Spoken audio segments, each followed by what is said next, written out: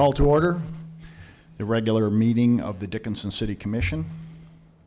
Let the record show that we are missing one commissioner, Commissioner Frederick. First item up is the order of business.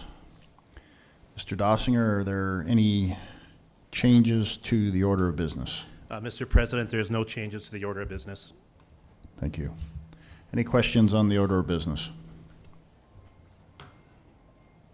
There are no questions. I'd look for a motion. I'll move to approve. We have a motion to approve by Commissioner Walla, Second. second by Commissioner Sidewalk. Any discussion on the order of business? Hearing none, we'll vote. All in favor of the order of business as presented, state aye. Aye. Aye. Opposed, same sign. Motion carries. Next item up is the consent agenda. Are there any items on the consent agenda that the commissioners wish to discuss? If there is no discussion on the consent agenda, I'd look for a motion on the consent agenda. So moved. A motion to approve the consent agenda by Commissioner Oderman, Second. second by Commissioner Soboluk. Any further discussion? Hearing none, we'll vote. Mr. Oderman, Aye. Mrs. Soboluk, Aye. Ms. Walla, Aye. chair votes aye. Motion carries. Our first item up this evening is we have a gaming site authorization for two different gaming sites, and this will be presented by Interim City Administrator Dossinger. Thank you, Mr. President, members of the commission. Tonight we have two requests for gaming site authorization. The first one is going to be from the Dunn County Fair Association, which is currently located at Fat Fish Brewing.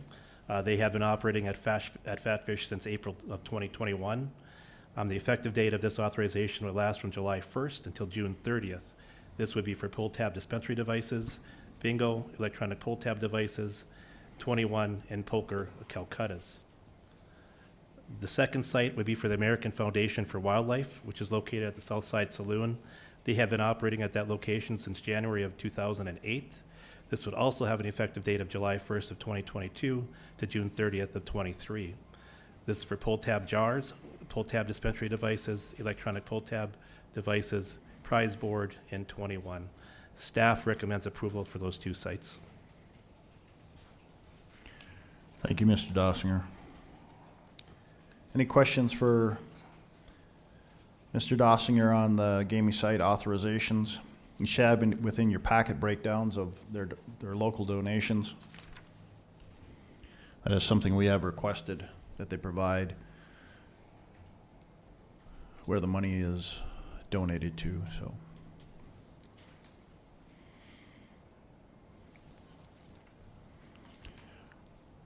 Mrs. Wenko, do we need to do these individually?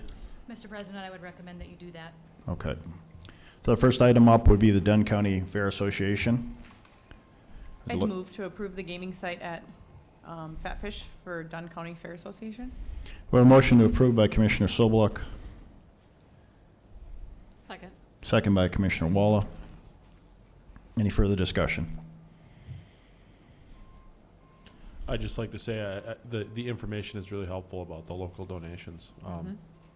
I was glad to receive that, so just encourage all to include that in the future. I think it is very helpful. So,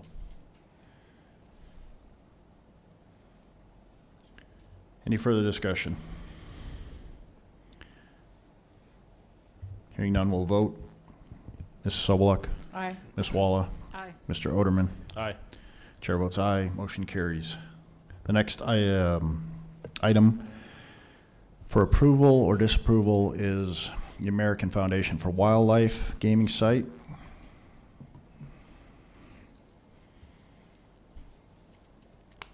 And I'd look for a motion on that. I'll move to approve. I have a motion to approve by Commissioner Walla, Second. second by Commissioner Oderman. Any further discussion? Hearing none, we'll vote.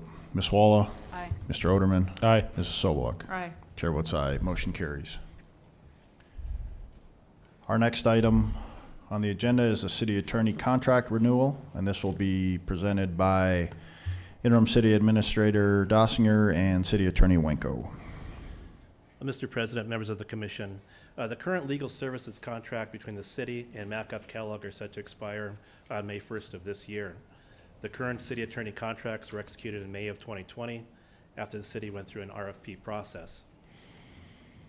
Macduff, just give you a little bit of a brief overview of the prosecution contract. Macduff Kellogg began serving as a city prosecutor in 2014 after it secured the contract during an RFP process. From 2014 through 2018, the flat rate of $12,500 per month did not change. In 2019, the city requested more legal services involving code enforcement and proposed a monthly increase of $1,000 to do so, increasing the total monthly flat fee to $13,500. The flat rate of $13,500 per month, or $162,000 per year, is the current rate. I would also like to provide you an overview of the city attorney contract. In 2014, when city attorney Matt Colling left, the firm billed the city hourly. The average monthly cost of services during that time ranged from $21,000 to $15,000 per month. When the firm was asked to provide legal services after city attorney Goss left the city set a flat monthly rate of $16,500. After attorney Jan Murtha left the city and the firm resumed providing services, the monthly flat rate at that time was set at $13,500. During the latest RFP process, the firm reduced the monthly flat fee to $10,000 per month. The rate of $10,000 per month, or $120,000 per year, has been in place since May of 2020. The city prosecution contract proposal from Macduff Kellogg is a flat fee as follows. The remainder of this year, a flat fee of $13,500 would stay in existence. From January 1st of 2023 through December 31st of 2024, a flat fee of $15,000 would exist. And from January 1st of 2025 through May 1st of 2026, a flat fee of $17,000 would be requested. In regards to the city attorney contract proposal, the request would be for the city to pay Macduff Kellogg a monthly flat fee as follows. The remainder of this year would stay at $10,000 per month. From January 1st of 2023 through December 31st of 2024, a flat fee of $13,500 would be in existence. And from January 1 through January 1 of 2025 through May 1st of 2026, a flat fee of $15,000 would be in existence. This information was provided to you in the packet. Do you have any questions for interim city administrator or the attorney in regards to this contract request? Commissioners, any questions? Any questions, commissioners?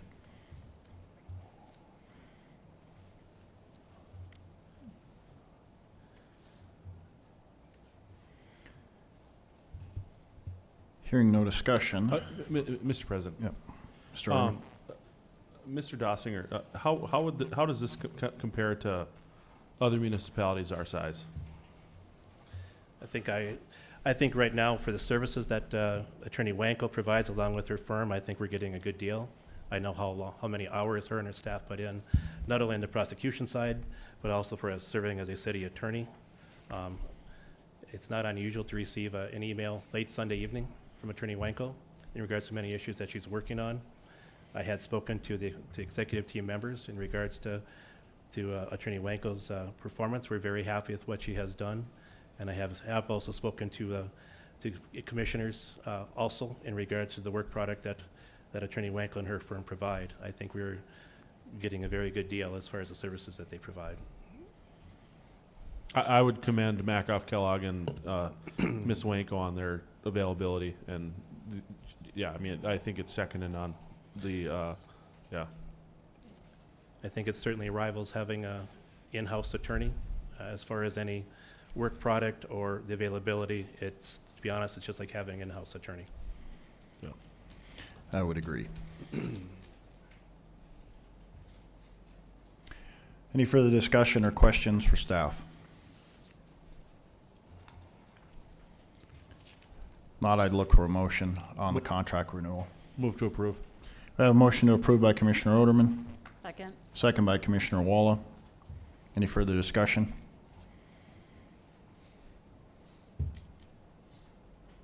Hearing none, we'll vote. Mr. Oderman, Aye. Ms. Walla, Aye. Mrs. Sobeluk. Aye.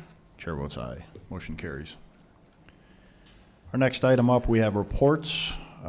First item up is City Administrator, Interim City Administrator Transition. Thank you, Mr. President, members of the commission. Officially on Friday, April 1st, Mr. Winningham is no longer with the City of Dickinson. I have had the opportunity to spend some time with him. Mr. Winningham briefed me on several city operations and city projects. That transition is complete.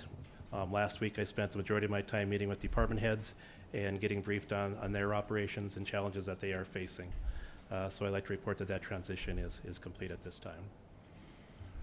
I'd also like to let you know that we are planning a commissioner executive team retreat for May 12th. It will run from 9 to 5 that day. And the other item would be that the Chamber Annual Banquet, which is going to be held on Tuesday, April 26th, running from 5 to 8 p.m. at the Astoria. If you would like to attend, would you please let Mrs. Binstock know that you'd like to attend so she can get the appropriate tickets and information. City staff is also planning an open house / grand opening of City Hall on June 2nd. June 2nd is the tentative date. We are looking at combining a number of activities that day, such as showcasing departments and the projects that they are currently working on, and employee appreciation, and the city also doing a job fair in conjunction with that. We do plan on reaching out to local businesses in our local area down here to see if they'd like to participate and showcase some of what their stores do as well. Mr. Dossinger, the retreat, where are we thinking we're going to hold that? I was just going to ask that location. Yes, that's going to be held possibly in our training room upstairs. Okay. Or possibly at the Public Safety Center, one of those two locations. You'll update us? Yes.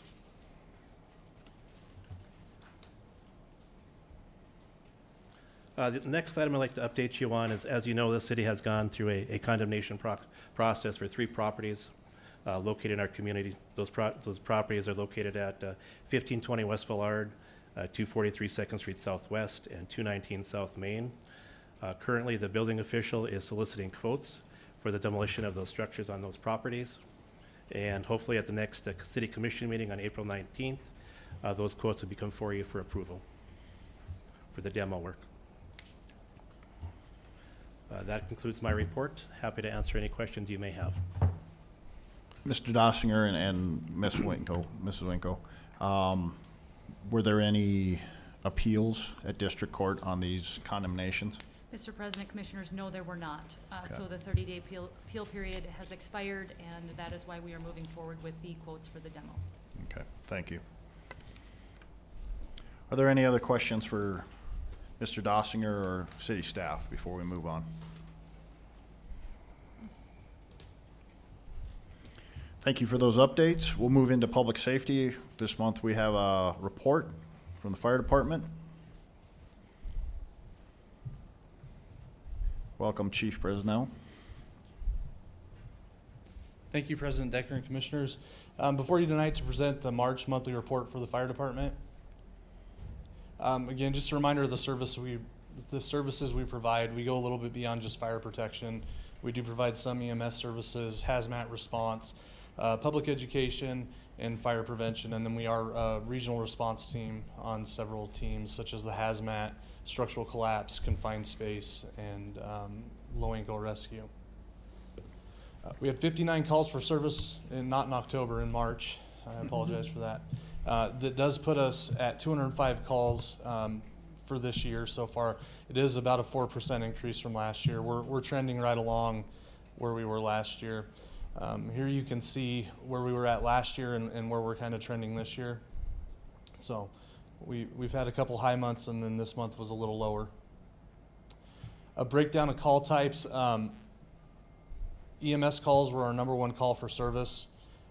Second to that was false alarms. As it started warming up, we started getting sprinkler line breaks and alarm systems going off. It happens every year. And then good intent calls. We did have 4 fires for the month of March, which is pretty average for us. Not all of them were major fires. We did have one significant fire in a home. Calls by station, sorry. Chief, can you just kind of speak a little bit, the 52%, the EMS calls? I know that that's an increasing time constraint on you guys, that you guys are spending a lot of time with EMS responses. Yeah. Can you speak to that a little bit? Yeah, the fire department only responds to critical calls.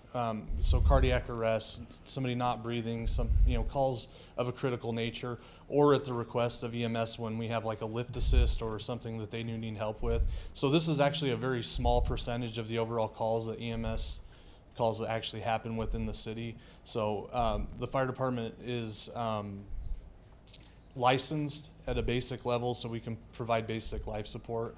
But yeah, this is strictly our critical calls. Okay. We have seen a significant increase in cardiac arrest, it seemed like, so far this year. Okay, thank you. So calls by station, using the freeway as our cutoff for each station. Station 1 or south of the freeway does see the majority of our calls. We have begun to open up Station 2. It is not open up 100% of the time. We've had some injuries in the fire department that have limited our ability to keep it open 24/7, but we are transitioning into that, and we're starting to get there. Here's just a good view of where all of our calls are happening in the city. They're pretty spread out.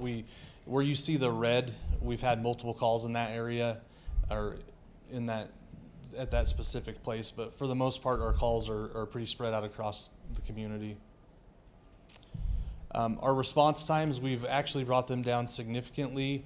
Last year, we were in the 5-minute range. We are down under 5 minutes.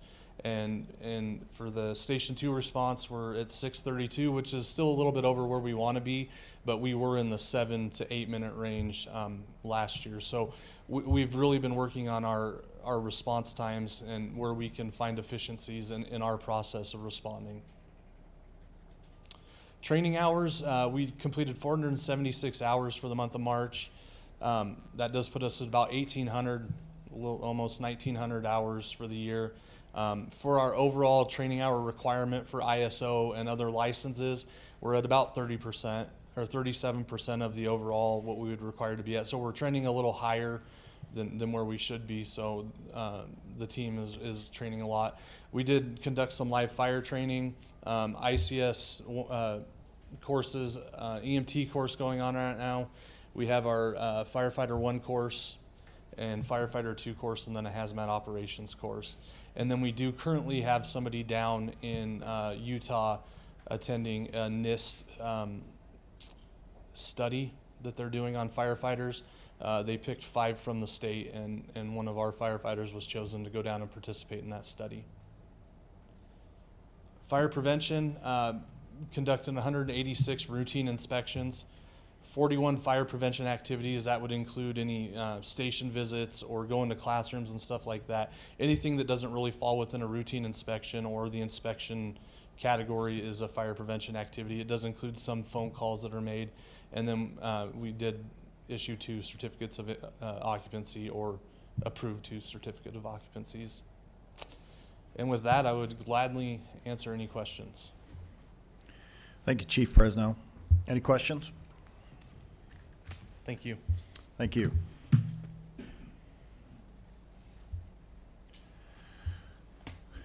Move along, we'll go to engineering, and we have our 2022 Sidewalk Improvement District Resolution. This will be handled by Interim City Engineer Marshik. Welcome. Good evening, President Decker, Commissioners.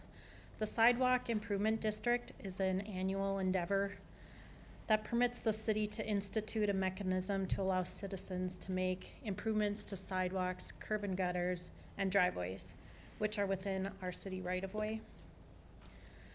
This is a voluntary special assessment process, thus allowing citizens to make said improvements and have the costs assessed against their improved parcel. The assessments for 2022 season will be for 5 years at a 4% interest rate based on the 10-year T-note plus 1.5%.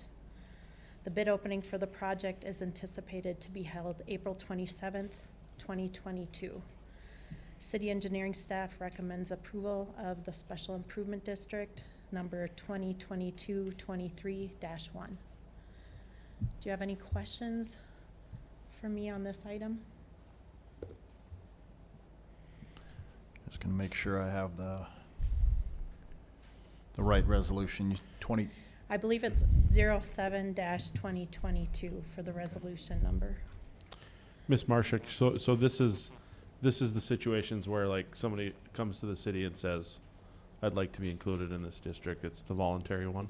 Correct. Yep. That's correct. They can Yep. come, we'll give them an estimate. They can choose to move forward with this process or do it on their own if they choose to do it at all. Okay.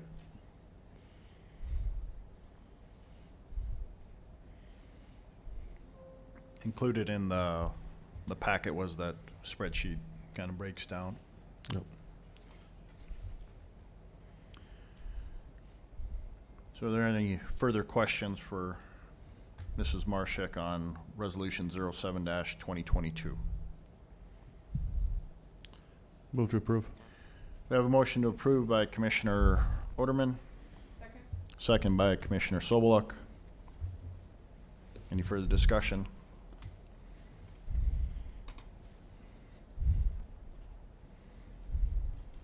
Hearing none, we'll vote. Mr. Oderman? Aye. Mrs. Sobeluk? Aye. Ms. Walla? Aye. Chair votes aye, motion carries. Our next item up is we have a KLJ amendment to Task Order 2104-071979, and that is for the City Hall Town Square parking lot. Mrs. Marshak? President Decker, Commissioners, the purpose of this task order amendment is to complete design activities necessary to create the parking lot, finalize bid documents, and assist the city with obtaining construction bids. The original task order amount was $5,000. This amendment is in the amount of $23,800 and is a not-to-exceed contract. The adjusted amount for the total task order would then be $28,800. City engineering staff recommends approval of the task order amendment. Do you have any questions for me on this item? Mrs. Marshak, the document that Mr. Kubis completed on this parking lot about 3 years ago, is that something that we decided not to use? No, we have shared that with KLJ. Basically, it was an aerial photograph that he marked up with ideas on that. There's some other things that we would use this moving forward, especially to have discussions on how maintenance and other things would work with the shared ownership of that parking lot area. We are having those discussions with Bravera then. That's the intent. And so in moving forward with some design work that gives us more strict ideas, I guess, the document Mr. Kubis provided definitely gives us guidance. There just wasn't the design criteria that Okay. we would need to move forward. Okay. Yeah, I think they would greatly appreciate being included in that discussion. This just gives us, I guess, something to share with them as to share with the bank and the other parcel owner what our plans would be and how we can maximize parking spaces in the area. And from that, I anticipate it would help our discussions moving forward on how that shared use may work. Okay. Are there any other questions for Mrs. Marshak?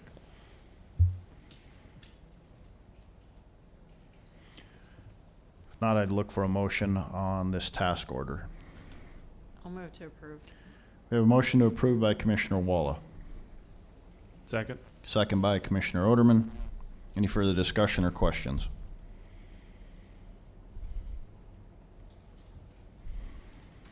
Hearing none, we'll vote. Ms. Walla? Aye. Mr. Oderman? Aye. Mrs. Sobeluk? Aye. Chair votes aye. Motion carries. Mrs. Marshak, you have a replat of the West Ridge First Street Improvement bid acceptance. So, Mayor Decker, Commissioners, this is a little confusing title. So let me clarify that the area in which we are doing street improvements, for which this bid acceptance is for, is actually called the replat of Westridge First. So just to clarify that we're not talking about a replat moving forward here. The bids for the street improvement project in the replat of Westridge First Edition, City Project number 2021-12, were received and opened on March 17th, 2022. One bid was received from Wynn Construction with a total bid price of $637,688.41. This bid is about 5.8% lower than the engineer's estimate of $674,984. Wynn has successfully completed similar projects for us in the past, thus city engineering staff recommends awarding this contract to Wynn Construction. Any questions for me on this item? Thank you, Mrs. Marshak. Any questions? So where is the actual location of this work? It would be west of Family Fair and north of Menards, in that general area. Okay. So we've already done some work, and this is continuing Okay. on. Thank you.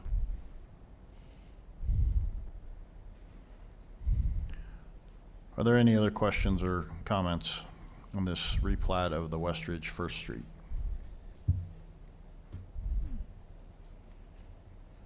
Move to approve. We have a motion to approve by Commissioner Oderman, Second? second by Commissioner Sobeluk. Any further discussion or questions?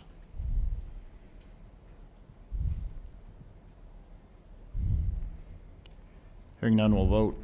Mr. Oderman, Aye. Mrs. Sobeluk, Aye. Ms. Walla, Aye. Chair votes aye. Motion carries. Our next item is the Exit 59 pedestrian bridge, the final certification. And this again will be handled by Mrs. Marshak. Commissioners, enclosed in the packet is final certification of local match for the Exit 59 pedestrian bridge. This is a housekeeping item really with the DOT and their project number. This would be city project number 2018-19. The funding source was vetted with accounting, and that was the information they are looking for on this document. City engineering staff recommends approval of the certification. Do you have any questions for me on this item? Are there any questions from the commission on this final certification of a local match? Move to approve. We have a motion to approve by Commissioner Oderman, Second. second by Commissioner Walla. Any further discussion, questions?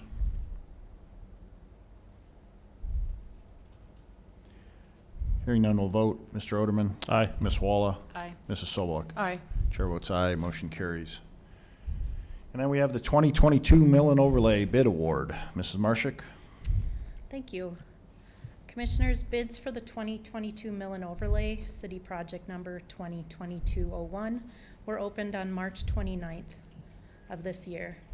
One bid was received from Northern Improvement Company with a total bid price of $4,016,417. This bid came in $13,583 lower than the engineer's estimate of $4,030,000. Northern Improvement has successfully completed similar work within the city of Dickinson. Therefore, we are recommending awarding this contract to them. Just another note on that, we actually had three different companies pull information to possibly bid on this, although we didn't receive additional. It's the first time in a long time we've actually had alternate companies request that information for bid, so I think that's a good sign. So in past years, what you're saying is we just had one company pull and one company bid. Correct. And so now we're at least gaining interest from other people. Yes, Okay. that would be correct.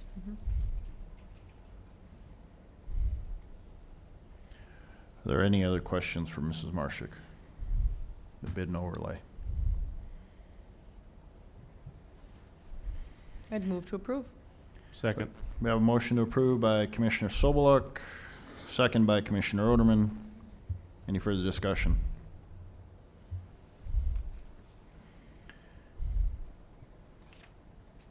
Hearing none, we'll vote. Mrs. Sobeluk. Aye. Mr. Oderman. Aye. Ms. Walla. Aye. Chair votes aye. Motion carries. Thank you.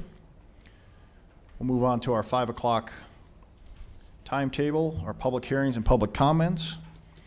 First item up, we have a presentation by Miss Mary Anderson and her TRex project.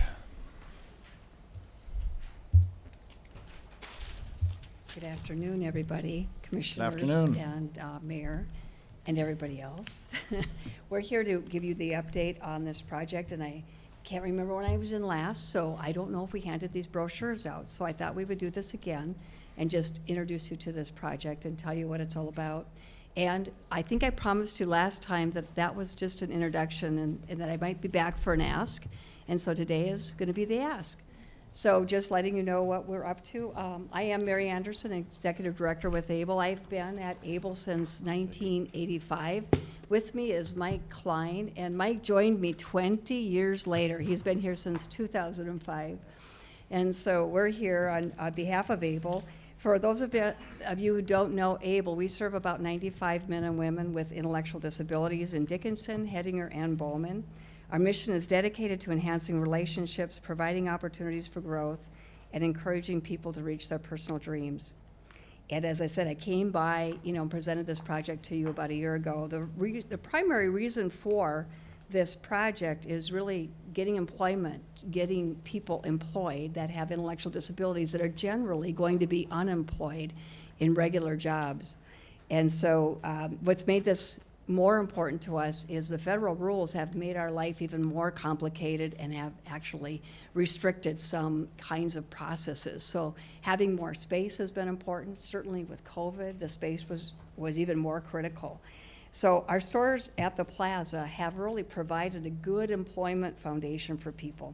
One recent example of impact was a person with a diagnosis of autism. And by the way, people with autism are generally unemployed. And it's really sad to see that at age 18, all kinds of services drop off for people with autism. We'd like to tackle that someday, just can't do it right now. But we did help this one person with autism who was doing volunteer work and doing that in isolation because he had a lot of complicated problems. But he is now employed with us part-time and he has lots of social engagement. So really accelerating with that. We have about 3 or 4 people that are unemployed with the same kinds of criteria, being very isolated in their homes and without any employment. So we know there's just a huge need, and this is part of our way to attack that need. So in terms of the building project, we got the brochure for you, and I didn't get that up on the screen, but I'm going to walk you through it a little bit. If you turn to page 3, you will see that parking lot. Our main priority was to attack that parking lot on the west side. And you will see we got a really nice picture of the mud mess. I would have really loved to have seen you taking a picture of Ace trying to drive through that with their nice lawnmowers and all the things that they had to do. And certainly they didn't come and complain to us about that, but it was a problem. But you see it's done. So yay, we checked that off the list. Our second priority has been that facade. The facade was very outdated, and we were able to bring that up, as you can see, to the level of what we had anticipated. So if you look down on the page, you will see the before, and I really want you to look at that and the after. There's quite a transformation with that. The other thing I want to call your attention to, if you turn to the back, this is a project supported by community development block grant funds, and we have bathrooms at this TRex, and they are handicap accessible. But if you were to take a wheelchair in and be able to help navigate into those bathrooms using a wheelchair, it's going to be very, very difficult. So our goal, because we're very much about handicap accessibility, is to create a bathroom. And so if you look at just the sketch below, you'll see we have a family bathroom in that first part. And in the back side, this is really unique and probably unique in the United States, is we have a shower bathing area. And that's because we know there's a lot of people that have physical disabilities that it might be temporary. So we've had some people come up with a disruption in their physical presence, and they've asked us, can we use your shower? Can we use your bath? And so, well, we're just making this more available to the public. I'd have to say, I don't know what is going to happen for need, but we're going to find that out. So in this back side, you'll see an adult changing table, a large shower, absolutely no barrier shower, and then there will be something called a Parker tub in this, and the Parker tub will allow for people to do a walk-in tub or come in with a track ceiling lift and come into that tub. It's a very specialized tub, and we're excited about being able to put that into this project. So this is the other priority. This is in the works right now. Coling & Coling is the contractor. GT Architects have helped us design this, and this is in the works right now.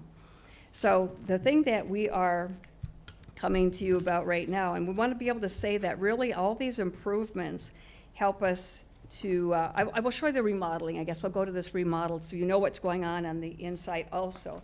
This is the current look of the building, and if you look at the white area, that's what we're trying to attack. So Rita, if you go to the next one, we're looking at this being the remodel of this project, and we have handouts if you guys would like to have any. But looking at that, opening up that whole space, redefining some of the stores, just creating better flow. We call it a highway. So if you look on the one side, we call it processing. And so all the donations will come in on that one side. And then there's just this sort of highway to be able to deliver those goods and items to those back-sided stores, which then creates more employment for people because they'll be able to use the highway and take product from places as we go. So that's one of the projects that we have that we have not completely settled on the design and the cost basis of those, but that is what we're hoping to get created. All of these improvements that we have stimulated business for our tenants. So what they're saying is this is a building that's being talked about. Again, it's very visible, so it's being talked about. And they have said this has attracted, business to their areas. Once we remodeled, we also saw that people picked up with remodeling. So King Buffet did a quick remodel. They're done now, but they got excited and remodeled. Subway is going to be doing a remodel. So we're seeing that our tenants have really appreciated the work that we've put into this. I mean, it was really, really needed some work. So King Buffet is there, Subway's there, Ace, All About You, Rental, House of Booze, DOT, Dickinson Charities, River Church, Wash and Go, Decades. Those are the stores that are currently there, and again, have appreciated this upgrade. What we're going to ask you for financial support is this parking lot. And if Rita can bring that up, I think we've got that parking lot there. And again, we have some handouts. We'll bring this up because this is where we're needing the support. So if you look at 11th Street, which is right along the corner, and you can see it on the big map, 11th Street was something you guys were going to do already. You had this on your list and then moved it up as a priority because we were already going to be up there. So 11th Street is the city property. We've talked a lot about, do we leave that as city property or what do we do? And the decision after, conversations with Loretta and a few others had said, leave that alone for now because it's not going to be a street we're going to fully use. You could in the future, but it's going to be a problem to get it up to the other street. So 11th Street was on the list. Area 1 is what we'd like to tackle next in this project. We did get bids for Area 1, and we can send those around so you see what those bids look like. And then Area 2 is another area. We tried to split this up because we really can't attack all of this project. But we're here today to say, gosh, if you guys do Area 1, we'll challenge you and we'll do Area 2. And if we could, we'd like to get it done in 2022, do it all at once because we're already there. And so if we can just tackle the whole parking lot, that would be exceptional. This is a corridor building, again, coming off of Interstate both ways. It's very visible. And so in our community, we think that not only have we helped our tenants, not only have we helped people that we support, but we're helping our whole community by giving you a building that has some good energy and good visibility. So on the exterior, if you were to help us and we took care of that parking lot, we're kind of done with that whole exterior look. again, which I think really helps out our community. Lastly, so we do have the estimates area 1, we have the estimates area 2, and again, if we can get those done in 2022, we've got a really complete project that I think understand what we're hearing is that this will last us 20 to 30, maybe 40 years into the future. We won't really have to do much to upgrade this building. It's got good features to last us a long, long time. So that's what we're asking for. Final note, we are a nonprofit, so we do joke in our office that anytime we do a project, they're quite complicated, and it's not always easy to come and ask for money. And so there are times we kind of laugh like, why do we work so hard? And certainly we know it's because of the people. But please understand that any of these projects, any of the dollars that come, go right into the building. It doesn't go to Mike and Mary. It goes into buildings and services and making life better for your community or our community together. So that's the benefit of having a nonprofit. So if you could consider this, we'd appreciate it. This doesn't have to be in 1 year. We would be able to do this over a couple of years or do something with this. So we're just here to ask, and anything you can do would be extremely valuable to us. And any questions, we're open. Mrs. Anderson, I think what needs first to be done is city staff needs to look at all these numbers and the right-of-way and all that good stuff, legal stuff, Yes, for fun. before we would decide on anything and give us a report back. Okay, absolutely, Before we can commit to anything. So- absolutely. So, Yeah, I- if you'd the let me pla- know the tomorrow, places- that'd be great. sure. Sure. But yeah, Um, if there's a way, again, opportunities, we could Yeah. be available to come back or answer any questions Right. that you'd like. So I think once city staff compiles this, legal looks at it, and the engineers, then they can get us a report back, and we can probably have something on our, by the next commission meeting, I would think. Thank you so much. Yeah, so, Any other questions? yeah. Go ahead, Mr. Rowan. I would just say, Mary, that I want to commend Abel and your staff for the work that you've put in there on that building. I think Thank you. it's one of like the shining gem projects of the last couple of years in Dickinson of the facade improvement there. I think anybody that's coming in off of that middle interstate exit, if they take a left there, they're seeing Dickinson at its best. So you deserve a lot of gratitude and appreciation for the investment that you guys have made. Also, I have to say that, Mike, you do a great Vanna White impression, walking around, handing out Very the good. He documents does. here. So, It's really good. And we are working on that, on the corner there too, the sign. I know Oh, sure.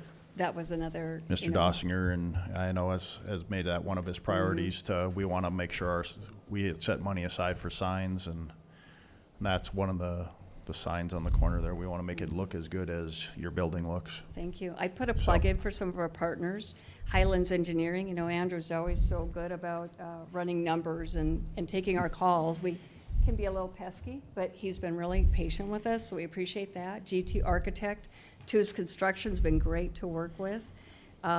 Today we heard somebody say, and this is a person who's familiar with concrete, and they said, "Who did your concrete?" Now, who would worry about concrete? But they said, "Who did your concrete?" And we said, "Well, that was Wynn Construction."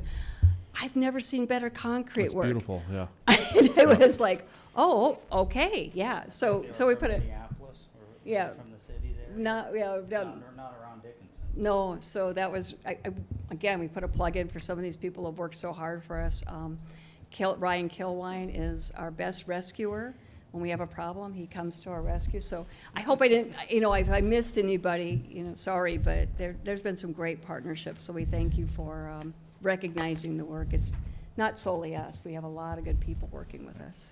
No, So thank you. it looks amazing out there. It transformed that whole area. So, and I know Brevera's touched up their facility, and Right, we kind of worked together on, Right. on a color scheme, so that was kind of fun. yeah. And I think the best news is, the pigeons are gone. They have to find another home, and we wish them luck.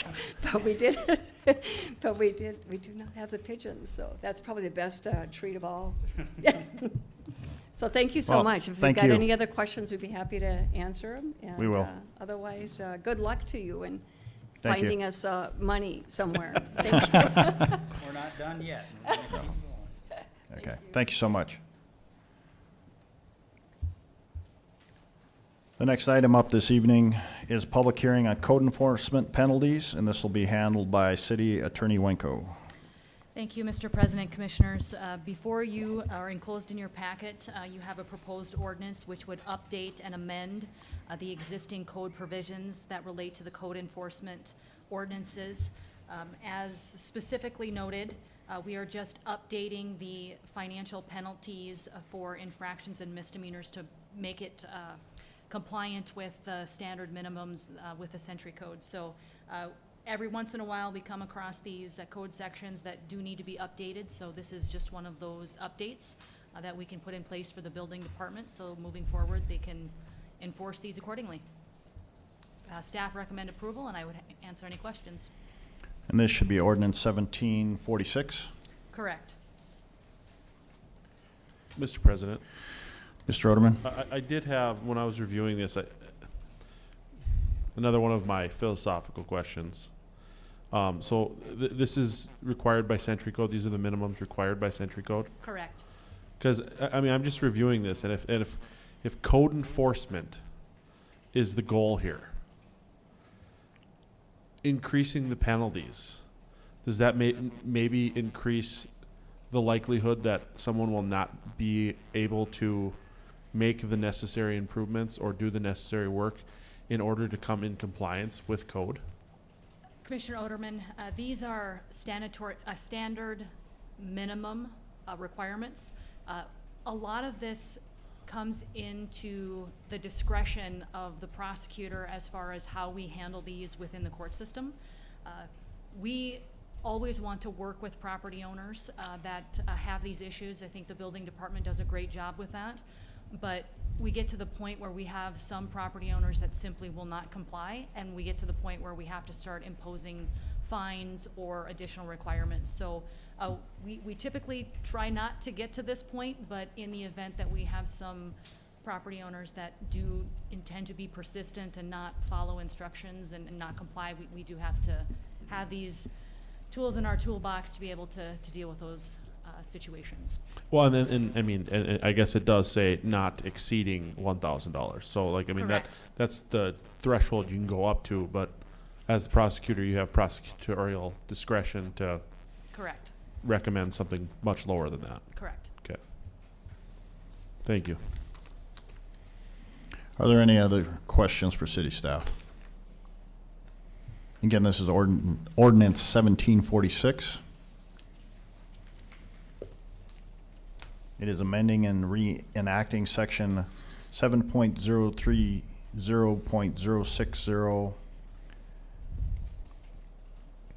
and section 39.12.016, section 40.01.080, and section 40.02.100 of our municipal code. And it relates to the penalties for building code violations. There are no more questions for city staff. I will open up the public hearing. If there is anyone from the public that wishes to come forward, has any concerns with this ordinance, please come forward, state your name, and let us know your concerns. If you're watching online and you wish to call in, the number is 701-456-7006. The conference is currently empty. You will hear silence or music on hold when connected. And if the control room could pipe any calls in.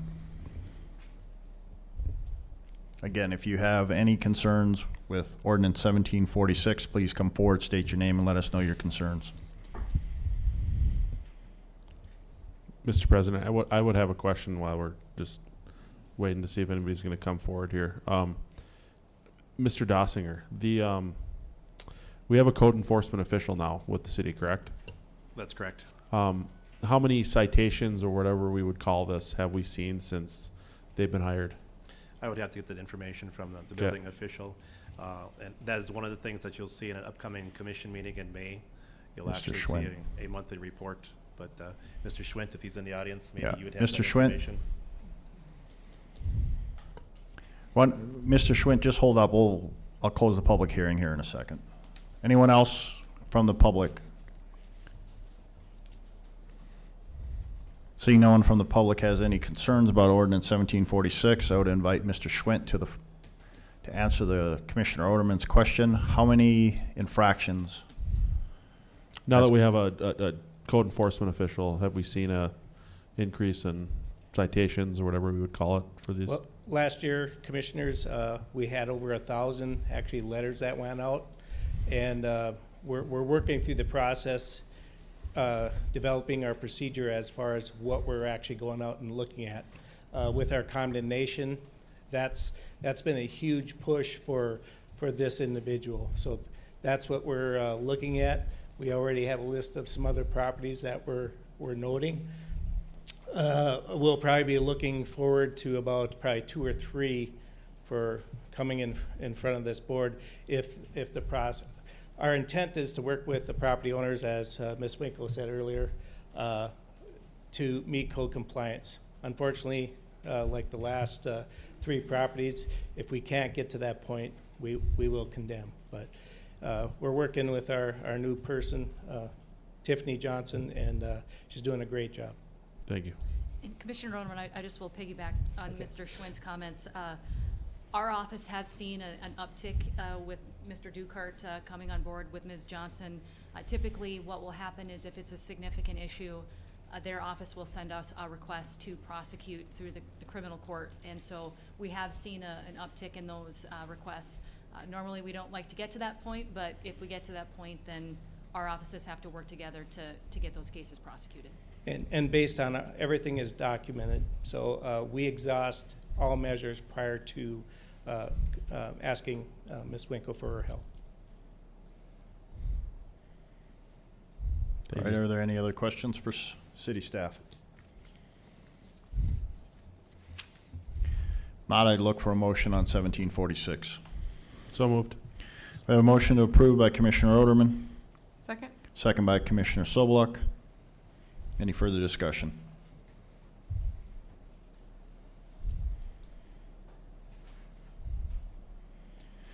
Hearing none, we'll vote.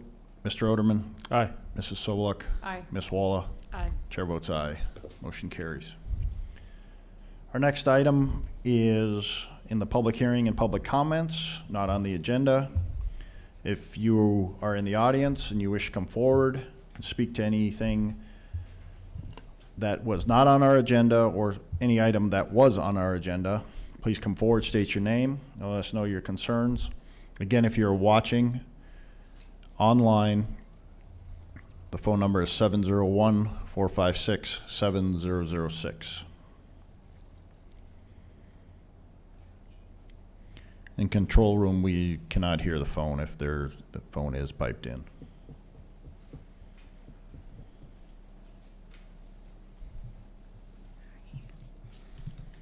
Hello, this is my first commission meeting.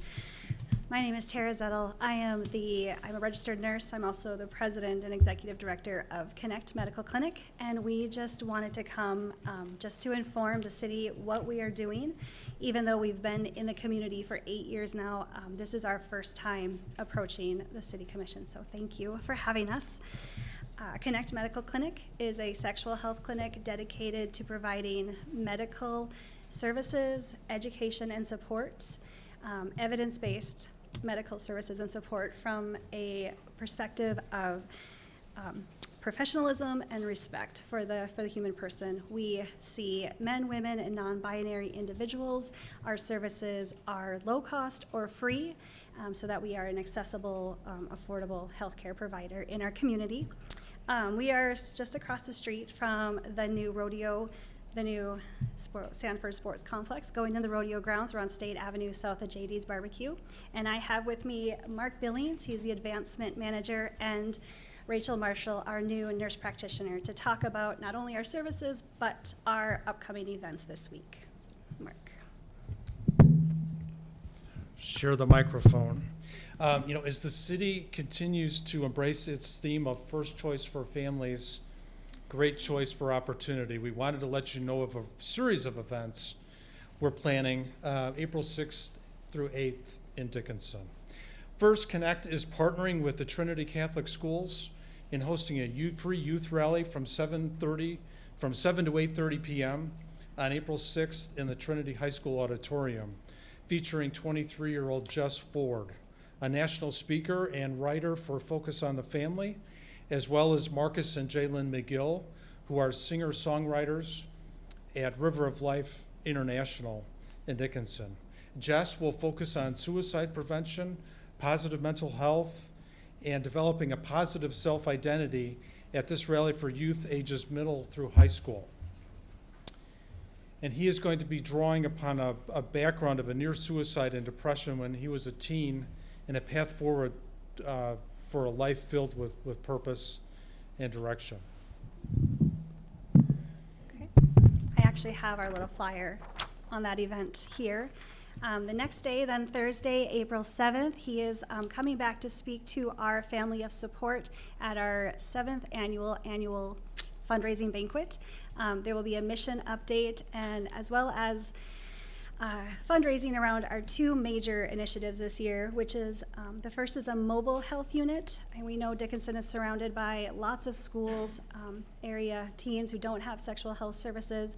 So it's a mobile office that's going to allow us to take education to the surrounding areas. And then also our nurse practitioner, our services with our nurse practitioner just started here in January. So we're fundraising around continuing and expanding those. I'm Rachel, and in my role in Connect Clinic, I provide low-cost services, including well women exams, pap tests, and then other limited services for men as well. I'm currently training to be a fertility awareness specialist, and in that I'll offer preconception and menstrual dysfunction evaluations. Okay.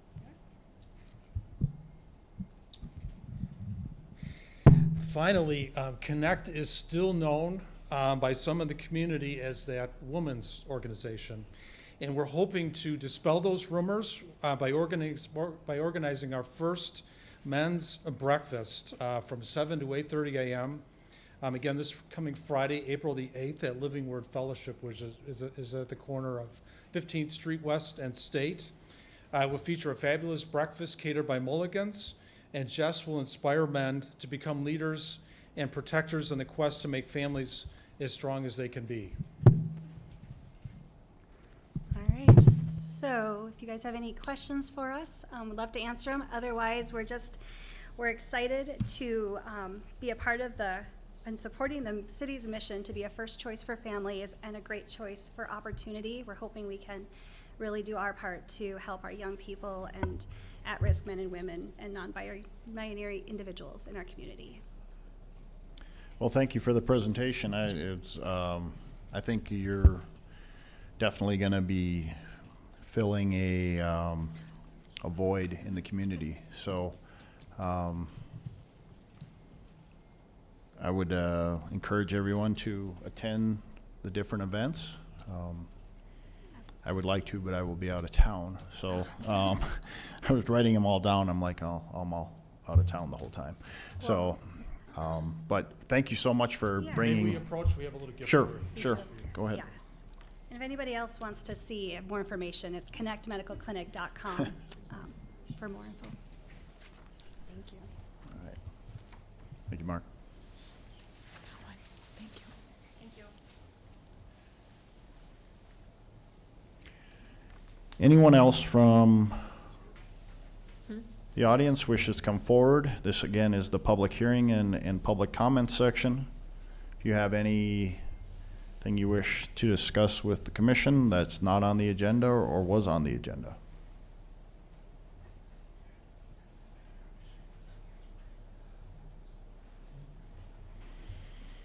Anyone from the public?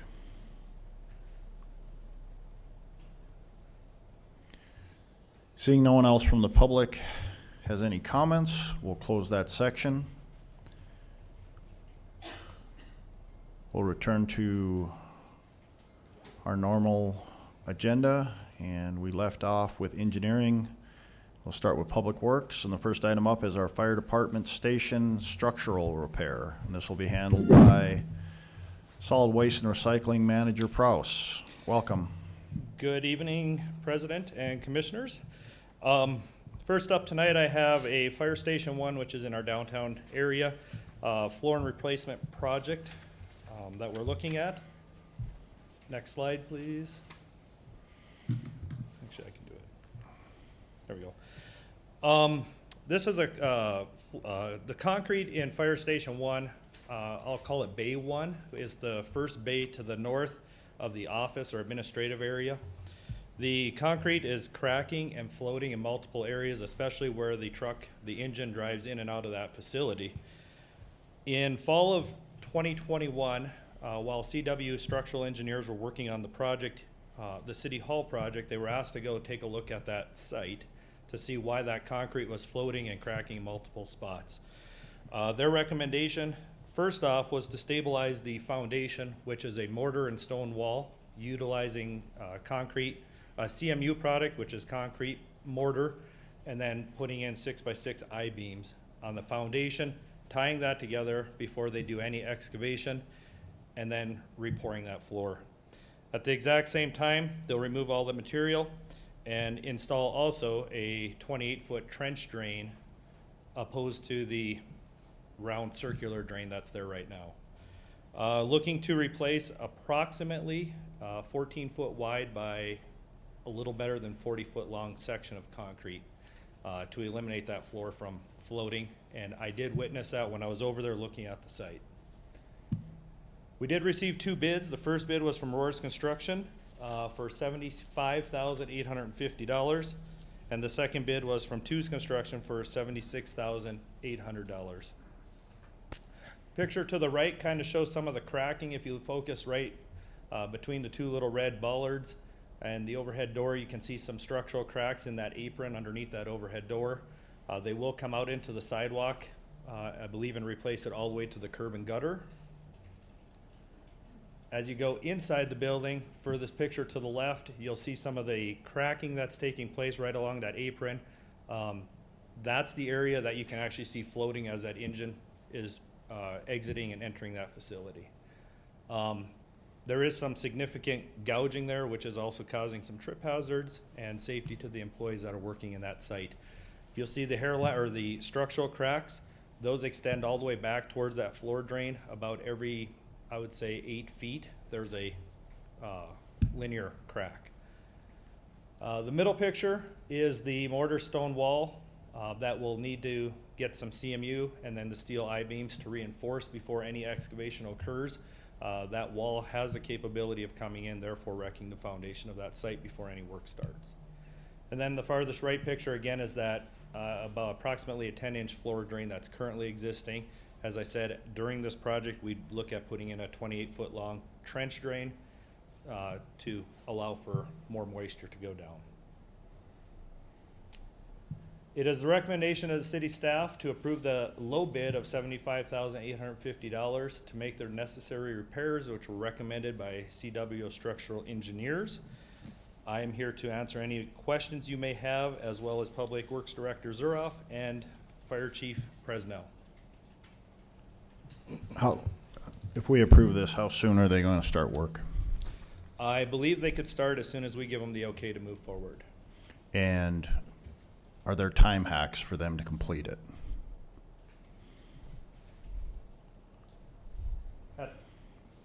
At this point, there isn't. I mean, are we going to have a project drug out again that 5-6 months, or once that bay is tore up, is there something in the contract that they need to be done in a certain time? It was, the quote in the bid from Roars and Two's, I know when we first talked about it, the time frame and the availability of the fire truck, I know I talked to Jeremy and he can kind of expand on that a little bit, that they could park the truck somewhere else So it's not an emergent, I believe, but we will definitely make them as much as we can fit a timeline. Okay. Yeah, we do have availability of an opening bay that we can move everything over to while construction is happening. Our biggest concern would be being able to keep dust out of living quarters while it's happening. My concern is we don't have a project that's goes way past the anticipated timeline as before. Well, the only thing, President Decker and Commission, would be if there are some unknowns once they get into the project, and that does cause delays, as you know. Correct. And when this was originally first bid, when we first went there with the two contractors, it's a 3 to 4 week project, is what they would say. And to keep the dust out of the living quarters, there would actually be a plastic apron that goes up around. This was during winter time. It was the 4 to 5 weeks completion. During the summertime, it could probably be done within 2 to 4 weeks. Okay. I mean, and I'm sure that's dependent on weather too. I mean, Correct. if prayers are answered and we have a rainy spring, I mean. Then Yeah. it could take a little bit Yeah. longer, yes, sir. And this is not a budgeted project. We did bring it forward, and thanks, Mr. Clem. He was working on it, and then we switched some people around, so that's why we're all here, because we've all been involved in this project. Okay. So Well, appreciate that. I know it's necessary. We don't need a truck falling through the floor. How old is that building? 1901 was when the building was constructed originally. The remodel of that was in 1932, to what you see existing today. Okay. When they did, for the remodel, they did completely tear everything down. They redid the entire outside foundation, but that single wall that goes through the center that's rock Yeah. is an original wall, and that's where we're running into the problems. That's one of the Early biggest. 1900s. I'm sure every single building in the basement in downtown Dickinson looks like that at some point. Okay. I'm sure we'll be able to find the money for this, because we do need to fix Yeah. it.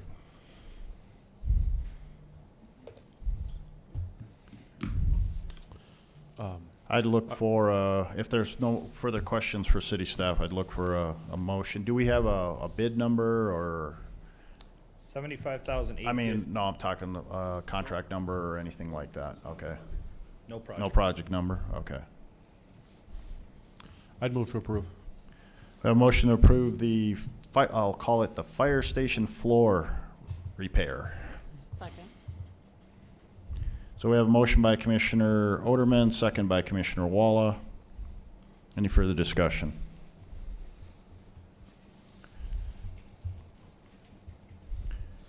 Hearing none, we'll go ahead and vote. Mr. Oderman? Aye. Ms. Walla? Aye. Mrs. Sobeluk? Aye. Chair votes aye. Motion carries.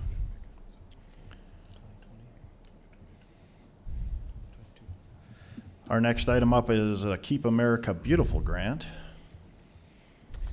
And this will be, again, presented by Mr. Prouse. Yes, I'll step back 1 second. Project number for that last project was 2022-04. 2022-04, okay.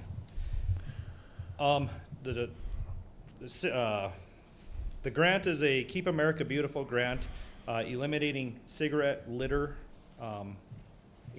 within our city limits or within our community. The city of Dickinson was awarded $10,000 to be used for advertising, printing, and infrastructure, as well as a $2,400 in-kind donation, which is the purchase of 20 cigarette butt containers for disposal. The primary focus of this project will be in the downtown district for the placement of these receptacles, especially once town hall or town square is built right to the north of this facility. The grant term is for 1 year, and the goals are to reduce cigarette litter in public spaces, engage and educate the public on litter reduction and proper disposal of trash, and the opportunity to engage local businesses in helping reduce cigarette litter and trash within the downtown district. Recycling coordinator Rachel Shoemaker will be the leader on this grant, and we recommend approval. Is there any matching funds from the city? None. Okay. And then there's 20 receptacles? It's for the 20 receptacles are given to us as part of this grant, along with $10,000 cash to be Okay. used for advertising, infrastructure, and printing of materials. Is there any kind of advertising on the receptacle? I believe there's some stickering that's on the receptacles. Okay. And then if we've saturated the downtown, I think we maybe should make some of these available to outside of the downtown district if that's permissible. So another area she was gonna lean after we got the downtown area is to focus on the bars and areas where there's a lot of smoking activity taking place. Okay.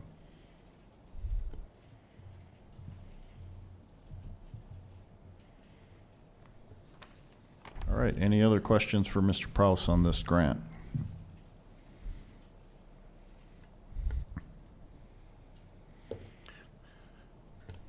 Hearing none, I'd look for a motion. I'll move to approve. We have a motion to approve by Commissioner Walla, Second. second by Commissioner Oderman. Any further discussion?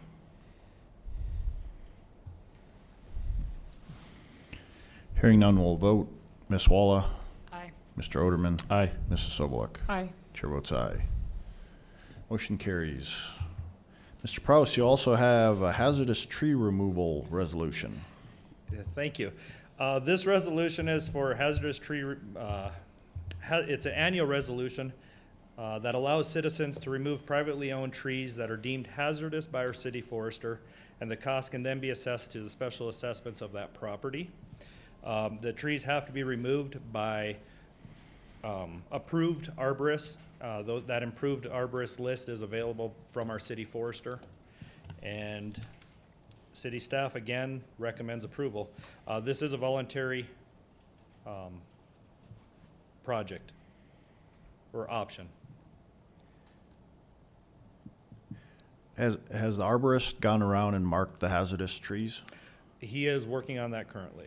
So if a city resident does not wish to participate in this program, but they want to, if they take care of the tree themselves, do they still have to adhere to the approved list? If they're doing it privately, then no. Okay. Or if they themselves are But personally doing then it, they just need to notify the arborist to, that it's been taken care of? that it's been completed. Okay. And then we'll remove it off of our tree inventory. Okay. This should be Resolution 08-2022. Any further questions for Mr. Prouse? Not, I'd look for a motion. We have a motion to approve by Commissioner Sobeluk, Second. second by Commissioner Oderman. Any further discussion?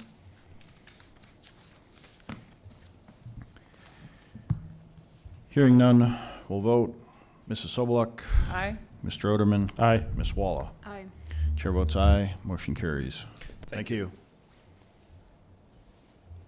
Our next item up, we have a mid-size excavator bid approval, and this will be presented by Operations Manager Clem. Good evening, Mr. President, Commissioners. What we have here on the PowerPoint, we sent out an RFQ to our three primes to provide us information for a mid-size excavator. And as you see at the top there, we have Titan that came in at $122,000. RDO came in at $215,000. And Butler came in at $224,600. Also on their RFQ that we sent out was to see what used equipment within 1 to 5 years that they could provide for us. And as you can see, not one of the three primes can obtain any used equipment. Our recommendation, which also I have in a packet that will hopefully help understand why Public Works recommendation, even though it is the higher bid, is to go with the CAT 313 07B. Several reasons why. For one, it's a premier warranty. It's a 7-year bumper to bumper, 5,000 hours. The other two are 5 years, 4,000 hours. And one of the standard features that the CAT produces that the other two doesn't is a 2DE technology. And what that is in the packet that you have, we can, as we're sitting there out there digging in the streets and we have in traffic, we can set up an E-wall basically inside the tractor so we can eliminate our swing. So if I have to shut down 1 or 2 lanes of traffic and we are digging and we come to swing to dump we're digging, it will not go into the flow of traffic. As we're digging and we're going around utility lines, gas lines, 90% of the stuff we know what the depth is, we can set that parameter depth. If we have a line at 8 foot, we can set that parameter depth to 7.5 foot. You will not hit that line. One of the best features that they have is the E-sealing. We have a lot of overhead power lines we come in contact with. And what happens with the machine, if it comes in contact with the high voltage power line, it basically shuts the whole unit down. At that point in time, then you got to have the unit recertified, and it can be up to $20,000 to get the whole electronic system replaced. It's one of the reasons, one of the 2 reasons we're asking for this piece of equipment, recommending it, and also the fuel consumption. When you compare the 3, our fuel consumption is a lot lower than the other 2 units. And just by on an average use, we can, and maintenance, we can save up to almost $12,000 a year. So we're recommending to go with the CAT. So asking for approval. If there's any other questions I can answer, feel free. Mr. President. Mr. Oderman. Mr. Clem, I like the $12,000 in savings, but the thing that piqued my interest here in your presentation was, so there's a $9,600 difference here between the CAT 313 and the low bid. Yes, sir. That 2DE technology, I mean, you think we're going to save $9,600 a year by not hitting lines and things like that? How often do we hit lines? I've only been here at the city 1.5 years, and we have had some line strikes, very minimal. But in my business, in the 28.5 years of in excavation and digging, we hit one gas line, it can be catastrophic. Yeah, yeah. Yeah, I mean, I just wanted to highlight that because, I mean, that's, to me, from a safety standpoint, that's money well spent. I believe so. The other bid excavators did not. Their standard safety features are just the standard safety features of the emergency shutoff. CAT has really came a long ways, and this is one of their standard features that they have patented. And it's on all their excavating equipment. Then my second question, is this a budgeted item? We budgeted last year at the beginning of the year, midterm, when we started for coming in for approval for this year. And the quote then was $185,000, $190,000. Unfortunately, with the market, what it's done, the 8.5% to 12% increase is where we're sitting at today. With projection of this year, there's going to be a 5.5% by November, and by January of next year, there's going to be a 3.5% on mostly all heavy equipment. Will you receive this year? Yes, this is all 3 of them is delivery within 4 to 6 weeks. I'm sorry, 6 to 12 weeks. Would be the longest out. Would be 12 weeks. Is this replacing something that we No, sir. have? No. We don't have an excavator? What this is doing is, as all the line breaks that we've had over the last couple of years and several years prior to me, bringing in the contractors, we will not be able to replace all the contractors helping us with water breaks, but what this will do will help minimize some of the cost. Just over the last 2 years, we spent almost $500,000 in water breaks with third party digging them for us. Do we have a trailer to haul this? Not currently, but we are looking at what we have, and we've got some pretty good used ones lined up. And a trailer? Yes, sir. I mean, a tractor? Yes, we will, with the weight of this and the weight of what it would be, our tandem, one of our tandem dump trucks that would hook right up to this and be attached to this full time. So we can be expecting a trailer shortly? Could be, yes, sir. Commissioners, any further questions? I guess I would have a statement. I think Mr. Zuroff's staff have done an incredible job of batting 1,000 on other equipment purchases and coming in under estimate. This one is unfortunately overestimate, but I think for the potential savings and the safety considerations of this one, I would be in support of the staff's recommendation. You're just not batting 1,000 anymore, Mr. Clem. Nah, I'm trying. I'm trying. Yeah.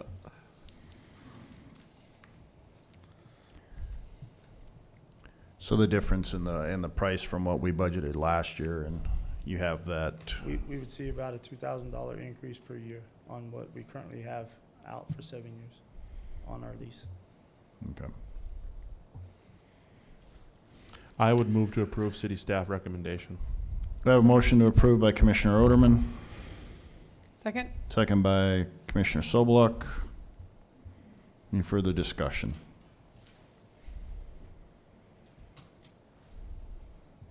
Hearing none, we'll vote. Mr. Oderman? Aye. Mrs. Sobeluk? Aye. Ms. Walla? Aye. Chair votes aye. Motion carries. Thank you, Mr. Clem. Thank you. Have a good evening. We now have a report on the town square, and this will be handled by Public Works Director Zuroff. Welcome. Thank you. Thank you, Commissioner Decker and Commissioners, President Decker and Commissioners, sorry. I don't have a presentation, but in your packet, I did include the field report that was done by JLG at the Wednesday, March 30th, after our last field meeting. It does include some pictures that shows some of the construction that's been in progress. You'll see that the north family room wall, and if you drive by this area, you'll see on the north side a wall, concrete wall, and that is the north family restroom and men's room area. Also, they have the south wall formed and ready to pour along the alleyway. You'll see some of that formed and ready to go. They have done a lot of backfilling and got that done, backfilled around the support building area. It was being finished at the time. Also, you'll see steel on site, and that is for the stage. It's coming along pretty well now. I think you can kind of see how it's going to set. Some of the, for the pergolas, you'll see some of that area where they're going to sit. Anyway, they're moving along fairly well.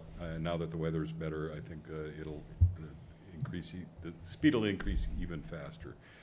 With the general contractor right now, we've spent about 20% of their contract. Same with the electrical contractors, mechanical. There hasn't been much for the mechanical to do so far. So dollar-wise, we're about 20% constructed on the site. Any questions on that? And then I just want to bring up a little bit about our portable ice rink meeting. I guess you have any questions on the construction at all? That was going to be my question. Yep. So any questions on the report from Mr. Zuroff? So I guess you can proceed with the Okay. ice. Thank you. We did meet for the portable ice rink. Progress and meeting was March 30th. We had several attendees. We had attendees from JLG, Tallgrass Architecture, Downtown Task Force, a couple commissioners, and members from James Grimmer from the Park District.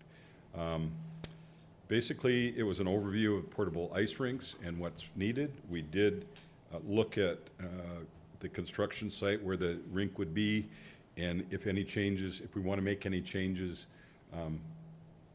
for an ice rink in that area. We looked at maybe chiller location. We looked at how the wires would be run to the chillers, where they would set. I think there was a couple things resolved. I think power was adequate, and I think that isn't going to be a big issue. I believe there's areas we can find for the chillers that are going to be acceptable. I think everybody was in agreement maybe with that. Grade was one thing we talked about a lot. There is a 5 to 6 inch grade where you want it as level as you can for an ice rink. whether we make that part of the change in this contract or we just, you know, shim it up or make it every year when we put this ice rink in. So I think we had a lot of good discussion on that. Commissioner Walla was there if you want to add anything. But one of the things that the DDA was going to, or DID was going to look at some other vendors for portable ice rinks, and she has looked at different vendors. You know, we don't want to just sit with one specific vendor. We want to look at different options. Last one she sent was one that had glass or railing that you could see through. How, you know, and then how is it going to be secured? Cost. So I think as far as the town square site, I think we're finalizing that. The big question then is, you know, what size ice rink or what vendor to go with ice rink. And then to me, it's operation and maintenance after that, and who's going to program this. And those are my concerns at later date. I think we look at this now, and if we're going to do an ice rink, can we fit it here? And then I think we need to look at that next phase. But our next meeting is April 27th. And, you know, if you as a commission and the two representatives have any questions to bring to that meeting, we can sure try to answer them at that time. So from the project, have we eliminated glice? We're not buying it? Well, I think either one, it wasn't part of the original project. It was to be an add-on, and it was made that the glice was going to be brought in later with the current design. Okay, so that wasn't any part of the original bid, was the glice? Okay. Okay. So basically, what the DDA is fundraising for would have been either glice or this real ice? I believe so. They want to go real ice now. Right. Yes. Yeah. Okay. And we're just seeing if the site can fit what we need to do and make it fit real ice. Well, I don't think we need Olympics-size skating rink down there. You know, I think it's. But there's only room for so big. Right, you know? right, exactly. I don't think there's going to be big enough for hockey. Right, well, right. You know. And that was some of the comments Yeah. that Christy found out from others is don't expect to be used for hockey. I mean, Right. I guess I envision as parents gonna go down there, little kids are gonna use it. Rec ice. Right. Rec Just ice, something yeah. simple Right. and we'll see what happens. I mean, she's made some good contacts to others that have it and we'll see if it's doable. Okay. So excuse me. Ballpark on annual cost?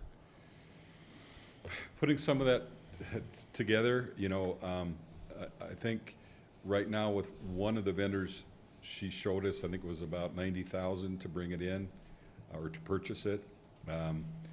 Annual cost, she was putting that together for the chillers, and then you know, then we talk about a Zamboni too, and we looked at places where we'd store a Zamboni. Our current structure that's being built out here would fit a Zamboni, a little one, but then you know, that cost, and to me then labor costs too, you know, and who's going to maintain it and operate it and program it. So those would be additional costs, and I'd like to get all those together more. Yeah. You know, once it's decided to move forward with it, to figure those costs. You know, like I said, right now we're trying to figure out how it would fit, how an ice rink would fit in the current project. Well, and the nice thing about the Zambonis is like they actually make like basically Roomba Zambonis. It's like just a robot Zamboni, and it'll run itself. I looked in this too a couple weeks ago. Last time we talked about this, and so we wouldn't have to have a staff member that would have to run it or anything. You basically just clear people off the ice every so often. You let that thing go, and you know, minutes later you're able to get back on the ice. So somebody's got to put it out there, though. Yeah. Right? Yeah. Probably put water. I think it takes water too. And yeah. And that was some of our discussion. It was nice Right. to have James Kramer there to kind of give his. And Mr. Kramer and I need to meet. I know that we're going to have some discussion on this town MOU? square. Yes, I think we're both thinking we're pointing at each other, so we need to Figure out where the finger actually come lands. together on that. So, I felt it was a pretty productive meeting. I think it Commissioner Moore? was. I mean, we had great discussion and input, and I think just what Christy has gone to find already and emailed out to us. I mean, she's going to have some good options and real case scenarios for us to kind of Right. base our decision going forward off of. Right. Okay. And you know, and if we're gonna have like a skate rental place there or something like that, I think that would be a great volunteer opportunity for the Youth Commission. So, Yep. yep. We are trying to minimize, there was some discussion, about adding these different features to hide like the chillers or this. We're trying to minimize that additional cost. As much as we can. I think that's the goal. the public will understand if there's chillers sitting back and towards the alley. I don't think that's something that they're gonna Yeah. not use a facility because they Well, see a chiller, Well, actually, we were looking at one of the pergolas towards the street, just because of the length of hosing Oh, okay. Sure. that you have to do when kind of putting it, which, I mean, you're gonna expect it with, Right. And I think I we mean, it's felt, expected. you're gonna have temporary, enough noise on the rink. temporary shielding versus, redoing this project to make it fit. Right. So, any other Okay, questions? any other questions on the town square? Looks like it's coming along quite nice. They get probably ahead of schedule a little bit with this weather, Yep. so. Yeah, what is the E ETA? September 1st is substantial completion.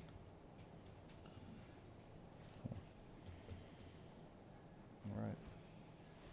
Well, thank you, Mrs. Zuroff. I don't think there are any other questions. Thank you very much. Thank you so much. Thank you.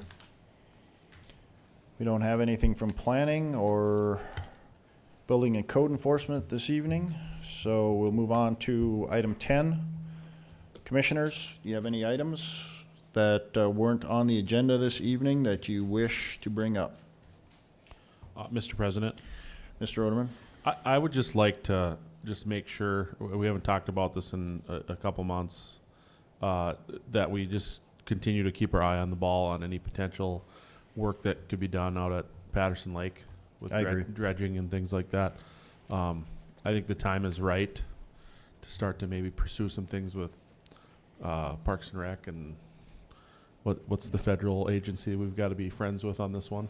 The Bureau of Reclamation. Bureau of Reclamation, but Yeah. I mean, I think that would be money well spent, and we need to take into serious consideration potential investment along those lines, whether or not we have to borrow the money to do it or not. But I do think that that's definitely something that we need to continue to pursue. Oh, it's essentially ours now. Park District owns it, but we own it, and we need to improve it and make it a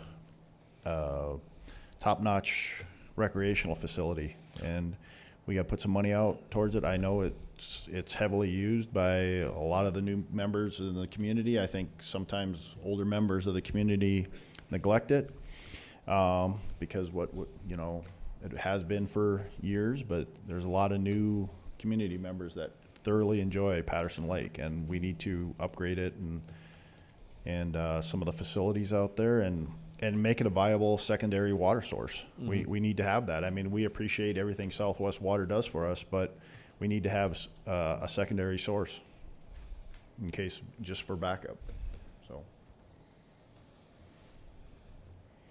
And we're lucky enough to have a lake right by us. Yep. For that. And I think that you mentioned a really interesting dynamic.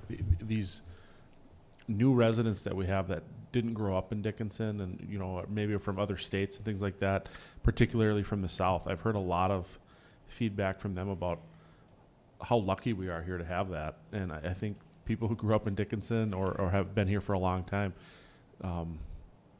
really take it for granted. Yeah, And, they do. Yeah. So. But that's, possibly because we haven't made the investment in keeping it up to date as much as we probably could or should have. Anything else, commissioners? There are no other items. I'd look for a motion to adjourn. So moved. Second. We are adjourned.